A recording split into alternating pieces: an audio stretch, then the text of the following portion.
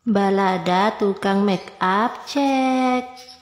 Hayo, di sini siapa yang sering bilang cuma make up simple, cuma make up natural. Harganya berapa ya? Lihat, ini aku lagi make upin anak-anak. Di sini gak ada ya yang aku skip. Semuanya prosesnya sama ya guys. Jadi please, buat kalian jangan pernah katakan lagi dengan kata-kata aku mau booking cuma make up simple aja, natural aja, tipis-tipis aja.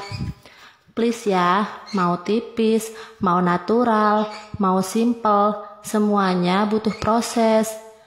Dan semuanya pakai produk yang sama. Ingat ya guys, tukang make up itu jualan jasa, bukan jualan kosmetik. Jadi untuk itu jangan pernah katakan itu lagi ya guys. Ingat-ingat ya.